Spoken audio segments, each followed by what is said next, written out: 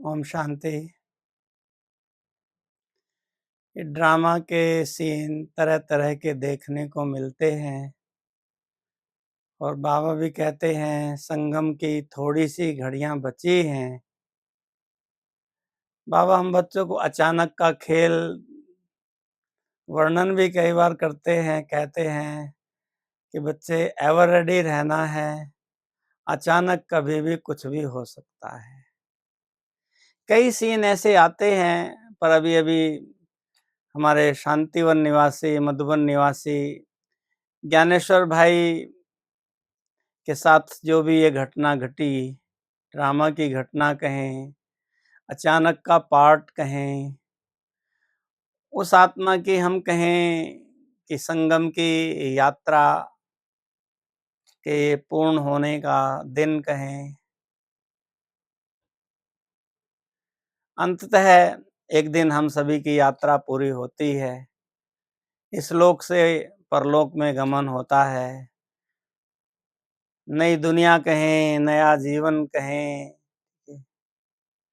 नए शरीर में एक आत्मा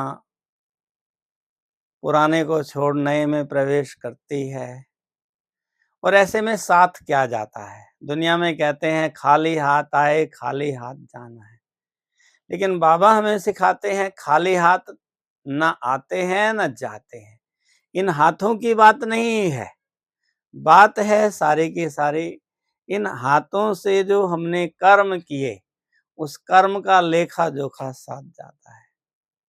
हमारे ज्ञानेश्वर भाई के लेखे जोखे की हम बात कहें तो पढ़ने वाले तो धर्मराज के दरबार में विचित्रगुप्त को यह सेवा मिली है, लेकिन एक सेवा साथी होने के नाते कुछ कुछ तो पढ़ने में आता ही है। जब साथ रहते हैं, साथ देखते हैं, हमने देखा कि उन्होंने इस प्रजापिता ब्रह्मा कुमारी ईश्वरीय विश्वविद्यालय के ज्ञान को एक सही रीति से समझा उन्होंने, और ये जो समझ थी उनकी, वो उनके कर्मों में, उनकी जीवन शैली में, उनकी दिनचर्या में हमें दिखाई देती थी ये समझ।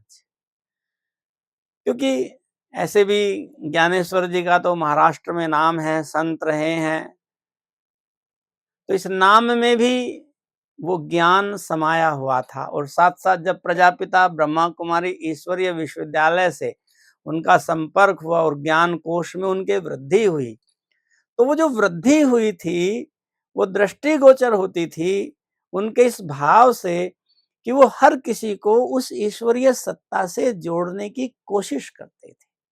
उनका प्रयास रहता था कि अधिक से अधिक आत्माएं, अधिक से अधिक लोग या सभी उस ईश्वरीय सत्ता के साथ जुड़ें, जिसका उन्होंने स्वयं के जीवन में जुड़ करके अनुभव किया था। हमेशा खुश रहते थे, हमेशा संतुष्ट रहते थे, ठीक है।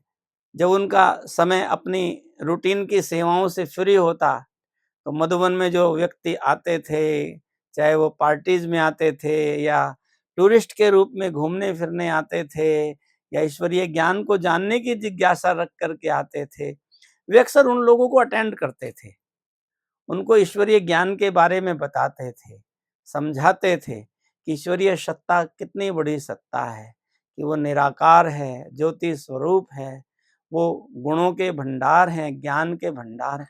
तो उस ईश्वरीय शक्ति के ज्ञान को उन तक पहुंचाने का वो प्रयास करते थे। ये हमारे ज्ञानेश्वर भाई की बहुत बड़ी विशेषता थी, और इसी विशेषता ने उन्हें मिलनसार बनाया हुआ था।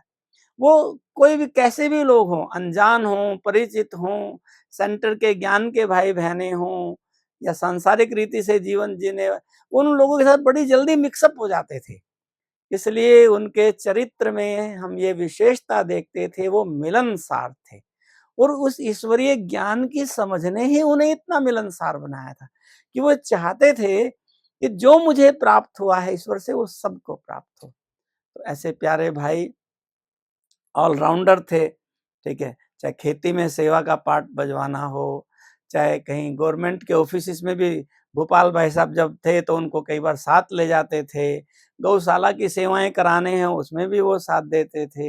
हम भी, मेरी अनाउंसमेंट की सेवाएं शांतिवन में रहती हैं मुरली क्लास के बाद या कोई कई सारे कार्यक्रम होते हैं, तो उनमें भी मेरी अनाउंसमेंट की सेवा रहती है। तो कई बार मैं शांतिवन में नहीं होता, उसमें भी वो हाँ जी करके पार्ट बजाते थे। तो भाई हमारे ऑलराउंडर सेवाधारी थे।